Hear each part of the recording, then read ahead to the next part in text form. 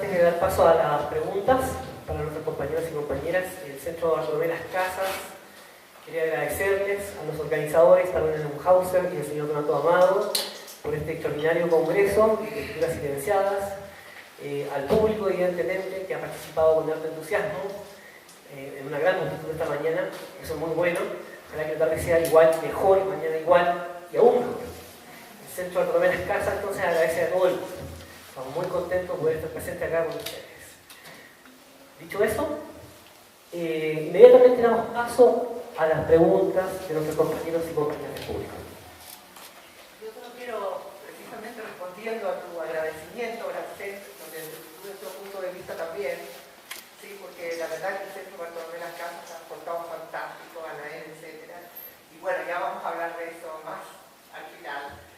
Pero también quería hacer una observación al inicio, que realmente el patrocinio a las obras tampoco corre para proyectos como el nuestro de escritura silenciada, porque Santander también la negó y porque hoy día ni siquiera las universidades nos patrocinan.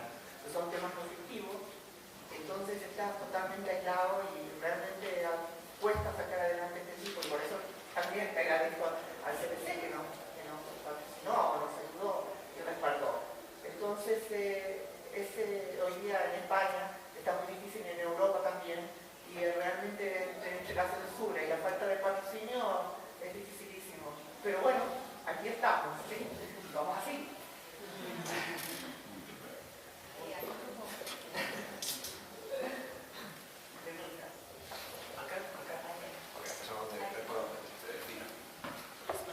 Gracias. Le agradezco mucho a Mónica Luisa Paso su exposición tan objetiva sobre la censura en Argentina, de verdad. Bueno, yo presenté un testimonio personal. Estoy a menudo trabajando en el Archivo Nacional de Buenos Aires y la primera vez que fui hace tiempo ya a Buenos Aires, la primera cosa que hice fue ir a la Biblioteca Nacional. El edificio es muy bonito, de formas arquitectónicas muy modernas, es muy cómodo, se puede entrar con bastante facilidad a la Biblioteca Nacional, pero no hay casi nada. No hay casi nada. Y tuve que abandonar, no hay casi nada. Y me pregunto yo si los gobiernos democráticos no siguieron con esta censura de esta manera, ¿no? Ahora me dijo un compañero que trabajaba sobre el mismo tema que yo, que existía en la Biblioteca Nacional lo que se llamaba el tesoro. Es un conjunto de libros al cual el público no tenía acceso y que no estaba catalogado, no se podía ver esto en el catálogo, ¿verdad? Entonces, y me parece que pasó un poco igual también en Córdoba.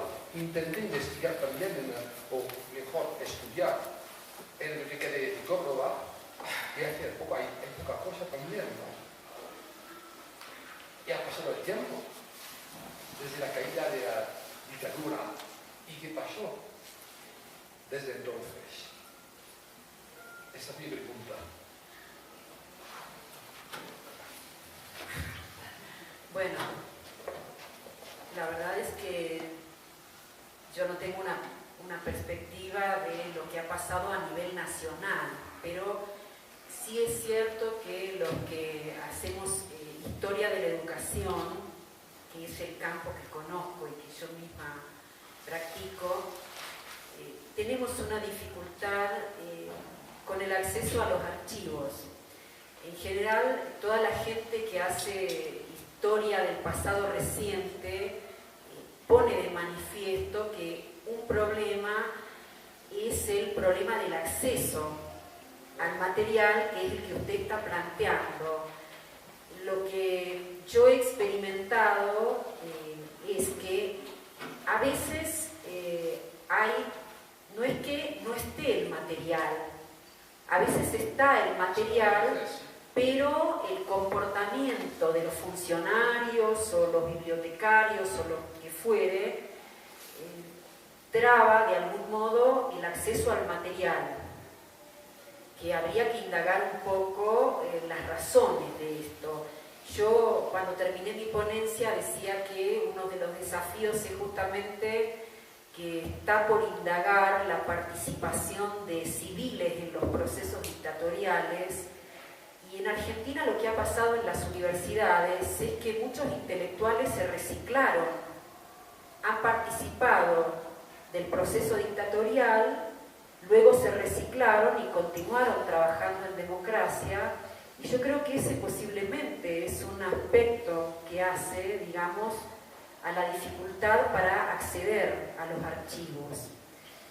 Usted dice que ha pasado mucho tiempo y yo coincido, pero para que se dé una idea, la Universidad Nacional de La Plata recién este año está organizando un archivo histórico de la universidad donde se va a centralizar la información. Hay archivos en las distintas facultades de la universidad, en algunos casos el material no está catalogado directamente, en otros sí está catalogado, pero es difícil el acceso. Con respecto a la Biblioteca Nacional, le diría que no conozco cómo es la situación. Y en el caso de la provincia de Córdoba, tampoco podría yo decirle.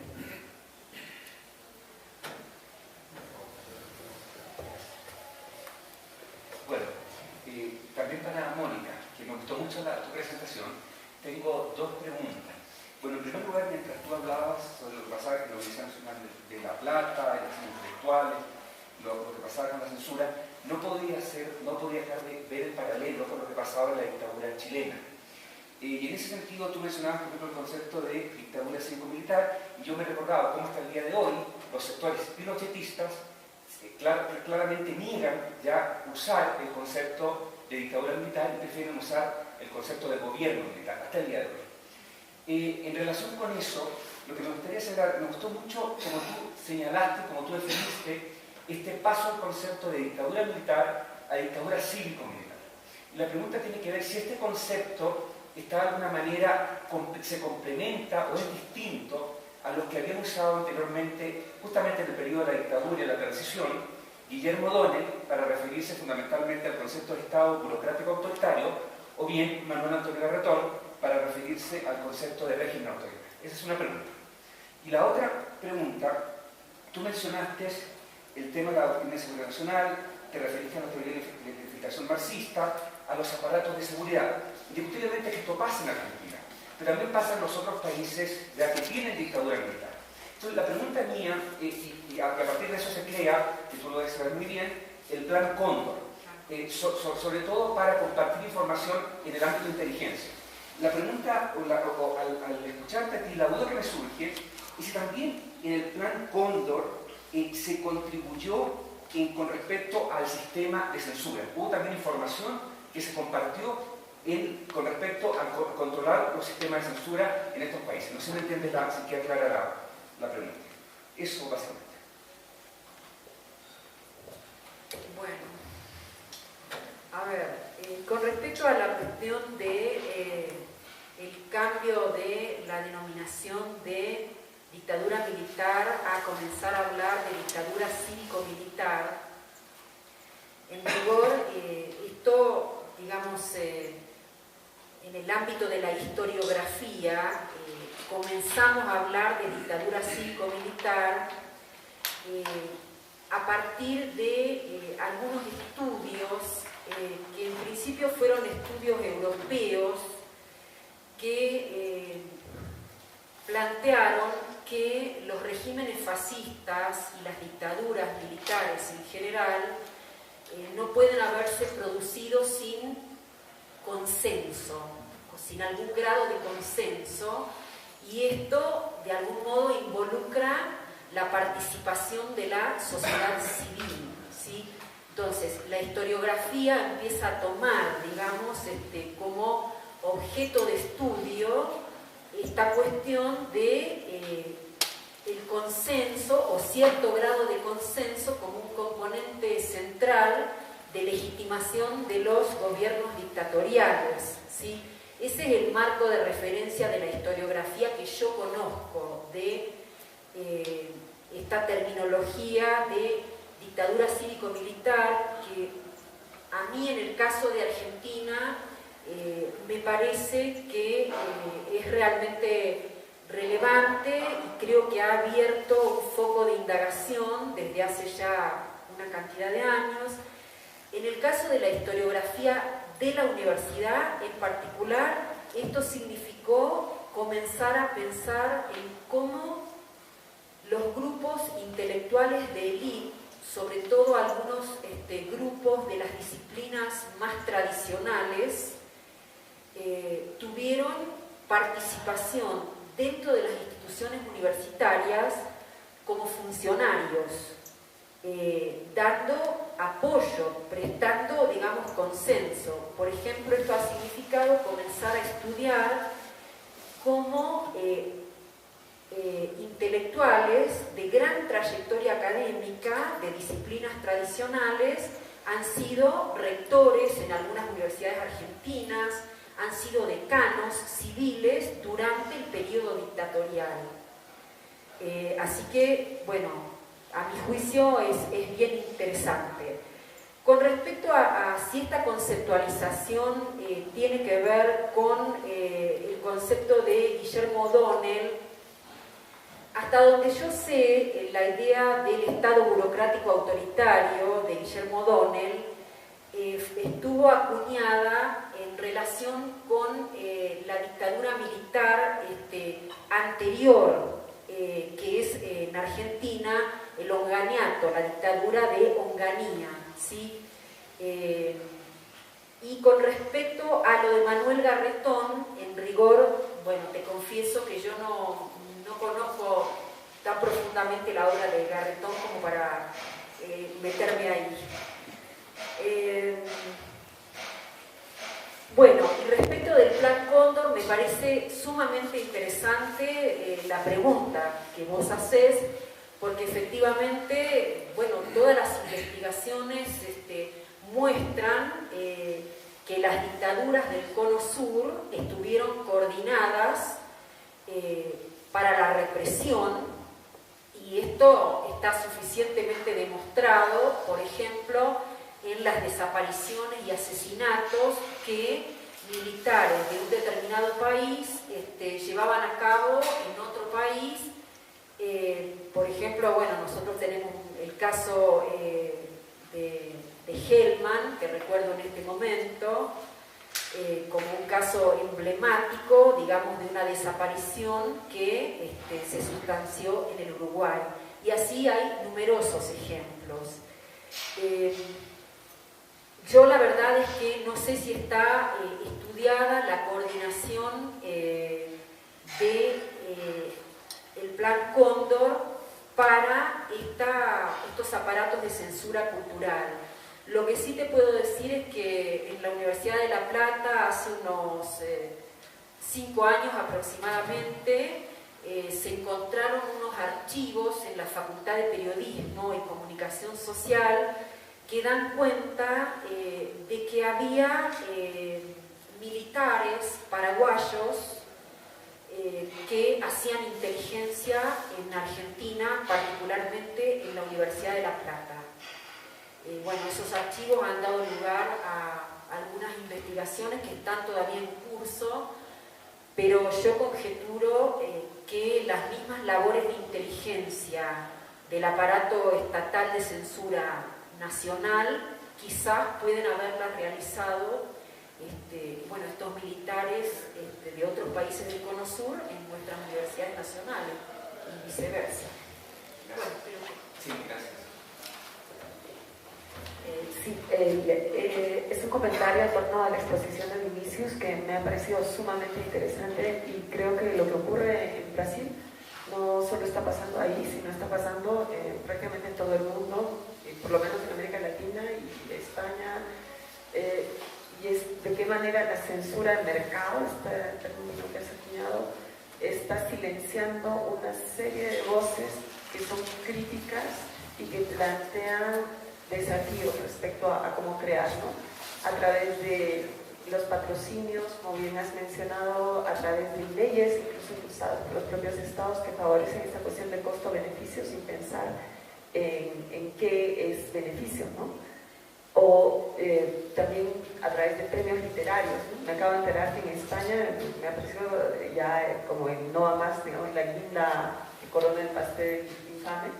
Se ha dado el premio Espasa de ensayo a un, no conozco bien el locutor, pero por lo que veo, a un periodista de estos programas de televisión basura, ¿no? O sea, ya no solo es un premio, digamos, que uno podría decir, bueno, no es novela, no es ficción, sino ensayo, ¿no? Entonces, con todo este tipo de cosas, lo que llega hacia la población como valuable es lo más de valuable o en principio una lectura, las lecturas no críticas, las lecturas que favorecen un pensamiento bovino, ¿no?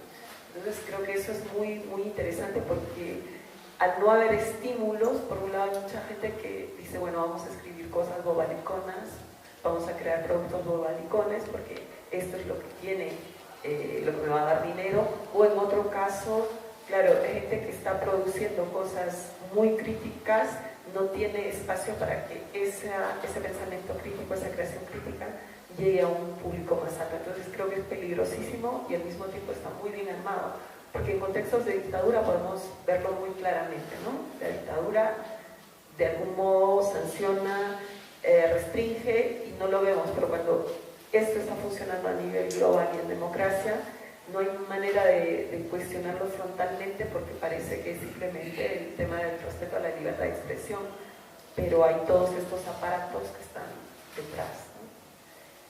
Gracias. Sim, graças pela pergunta. Eu acredito que existe um processo de elitização e domesticação da própria produção artística e cultural por meio do patrocínio das leis de incentivo. Eu não falei, acabei perdendo, não falei isso, mas quando existe esse patrocínio, os valores nas cifras de 10 milhões, 15 milhões em produções da Broadway, que nada tem a ver com a cultura brasileira, além de estar concentrado nessas grandes produções, o que acontece? O ingresso para você ter acesso a essas produções vai ser R$500, vai ser R$700. Ou seja, as pessoas de baixo poder aquisitivo não têm acesso a esse dinheiro, a essa produção que é financiada com dinheiro público.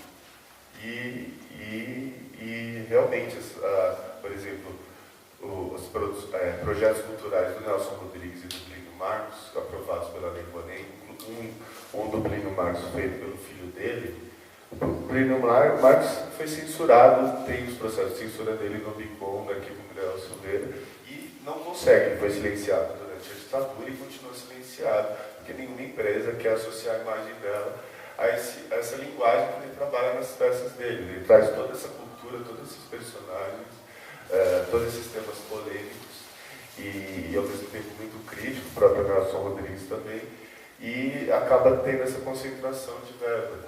E o neoliberalismo é difícil, né, ter patrocínio a produções artísticas que são críticas e experimentais, porque você não tem um retorno de público, você não é certeza desse retorno de público e a viabilidade econômica disso é muito questionável pelas empresas, que para elas a imagem delas fica bonita, elas vão e patrocinam a produção da Broadway com dinheiro público, cobram R$500, um pequeno grupo de pessoas que tem mais poder aquisitivo para ter acesso a esse tipo de produção acaba indo, só que muita gente, é uma exclusão cultural mesmo, de grande parte da população, e acho que acontece isso em vários países da América Latina mesmo, nesse processo do neoliberalismo, chegando na produção artística, na cultura e na saúde. Acho que era isso mesmo.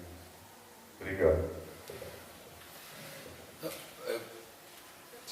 Pero quiero retomar algo que usted dijo justamente y hacer un comentario con mucho cuidado, sabiendo que el periodo histórico objeto de tu ponencia no tiene nada que ver con la situación política de la Argentina, ya que estás hablando de la Argentina contemporánea, ¿no?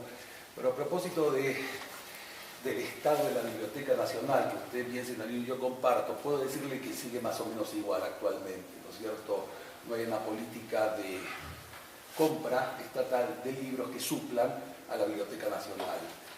Hay otra biblioteca importante, que es la Biblioteca del Congreso de la República, que uno de sus célebres directores en un gobierno anterior, en la época de Menem, estuvo involucrado en el asesinato de una chica, María Soledad Morales, de Catamarca. Formaban parte de la red política de Catamarca. Imagínense, el director de la Biblioteca del Congreso está preso por violación y crimen.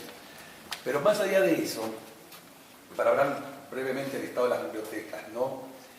En los últimos años, el presente gobierno de la Argentina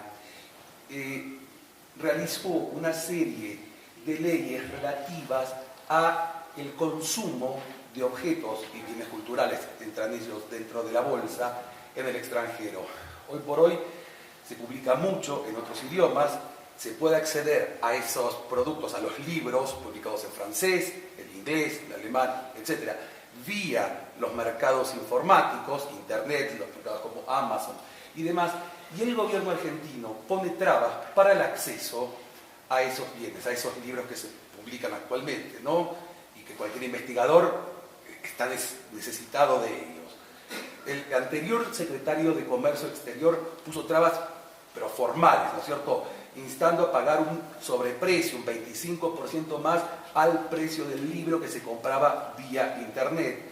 Y incluso hoy, cuando ello no se ratificó, el sistema que está encargado, la institución que está encargada de proporcionar al ciudadano esos libros que necesita para desarrollar su investigación es el correo, y el correo argentino funciona terriblemente mal. Entonces, para retomar la pregunta del señor, con mucho cuidado y poniéndolo en otros términos, ¿es posible hablar de censura por acción, por omisión o por mera negligencia en contextos democráticos o de democracias más o menos sólidas, si se entiende la pregunta?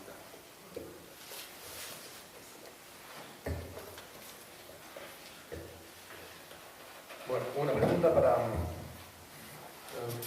Vinicius. Si bien entendí, en tus prolegómenos hablaste de estas medidas que se tomaron en Brasil a principios del siglo XX, me parece, 1930, por ahí, ¿no?, para impedir que la gente menuda pudiera ingresar al centro histórico, digamos, ¿no?, sin zapatos, bueno, como una defensa en contra de los salvajes, los bárbaros. Y yo me pregunto si en el Brasil, como en Argentina también, como en Venezuela, como también en Colombia, no hubo esta influencia pésima, a mi modo de ver, del positivismo francés de Auguste Comte. ¿Qué te parece? ¿Has entendido la pregunta? Sí. En relación a producción artística, en relación a los mundos. Porque, bueno, me parece que el positivismo de Auguste Comte, bueno, tiene mucha culpa, digamos, en esta, en esta dificultad para afirmar la identidad nacional. Bueno, no sé si... De hecho, perdón, puedo hacer un comentario. De hecho, en relación a lo que usted pregunta, el eslogan de la bandera de Brasil, orden de progreso de Comte. Bueno, una última pregunta para que nos vayamos a almorzar. Entonces yo voy a hablar en portugués, soy brasileña y não é uma pergunta. No momento que o Vinícius estava falando, eu estava relembrando o processo da Lei Rouanet. Eu sou do município do interior do Brasil, no Rio Grande do Sul, e o discurso que se tinha é que se não tem acesso à cultura, mas agora tem a Lei Rouanet, que vai tornar acessível. Então façam os projetos nesse sentido que vocês terão acesso à cultura. Então a burocracia em cima dos projetos torna essa lei quase que uma utopia. Por exemplo, para nós que somos de um município muito pequeno. Então, eu submeti alguns projetos, fiz alguns cursos que o Ministério da Cultura mandava para as prefeituras. E não é aquela, a lei do retorno, não é? A dificuldade daqueles projetos que nem resposta tu tem. Porque é um projeto que vai influenciar depois 8.000 pessoas, então eles acabam, acredito que nem olhando. Aí tu vê na cidade vizinha, com mais de, digamos, não sei, 50, 100 mil habitantes, o incentivo da Lei Rouanet para o show nacional. Aí tu submete um projeto para tentar trabalhar com a erradicação do trabalho infantil, projetos voltados para a biblioteca, projetos voltados para a área musical, isso não tem incentivo nenhum. Então, eu só queria compartilhar essa questão da Lei Rouanet, isso é quase uma utopia, não é? Porque por que investir em um município que não terá retorno, que não terá essa visibilidade? É isso. Só um comentário, grande parte da verba fica restrita ao Sudeste, né? Que é um das empresas. E assim, se você tem 2 ou 3 atores globais, se você tem ator da Globo e que está na novela e está numa peça de teatro, as empresas, tipo, tem fila de empresas para patrocinar. Agora, se é uma peça de teatro na periferia urbana de São Paulo, é muito mais difícil você conseguir patrocínio. Eu também eu fui autorizado a captar, daí surgiu minha vontade de estudar eu fui autorizado a captar e comecei a entrar no site das empresas para ver os critérios. E, inclusive, geralmente você tem que ser pessoa jurídica. Eles aprovam você como pessoa física, mas você vai na empresa e fala, não, mas como é que você vai? Quando você vai ver esse projeto, é quase que desanimador, né, os passos que precisa para submeter. Graças.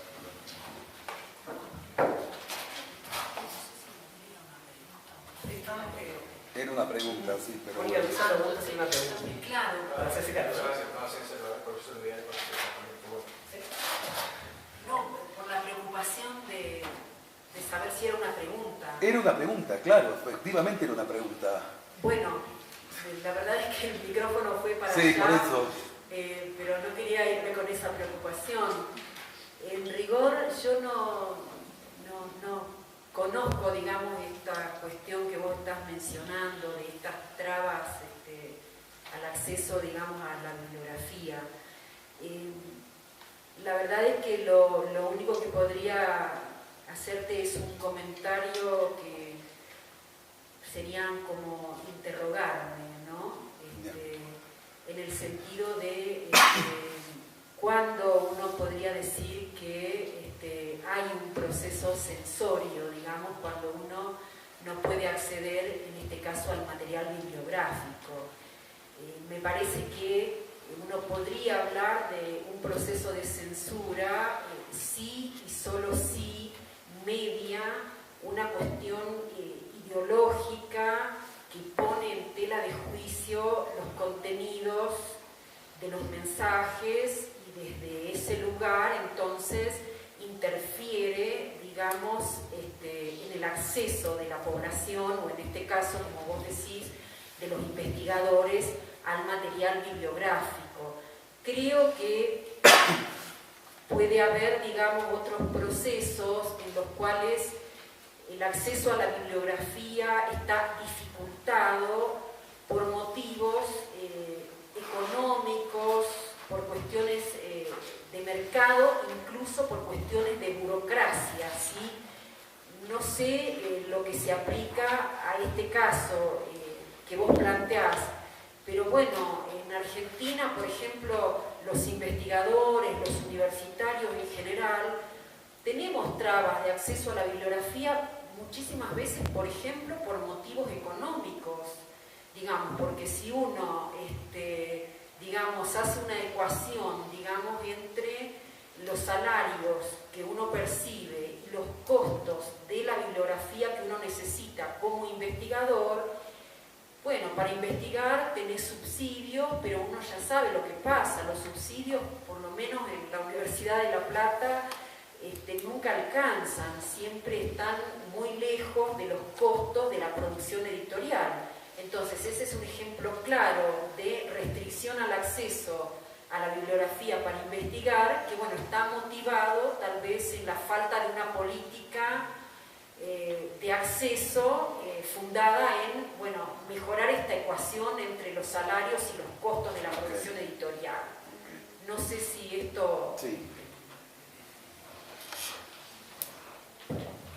Bueno, para terminar, muchas gracias a los ponentes. Yo quiero destacar especialmente el trabajo de Rosal María Cardoso, de la Universidad de Santa Cruz del Sur, de Brasil. Un hermoso trabajo, ha compartido con nosotros, el cual toma ese concepto tan bonito de memoria emblemática, si me permite. Agradecemos a Mónica Luisa Paso, de la Universidad Nacional de La Plata, Argentina, por el interesante trabajo, y desde luego a nuestro amigo Vinicius Nishimoto Mega, de la Universidad de Sao Paulo, que también nos ha entregado un trabajo que a todos nos ha dejado con las vistas bien para ellos.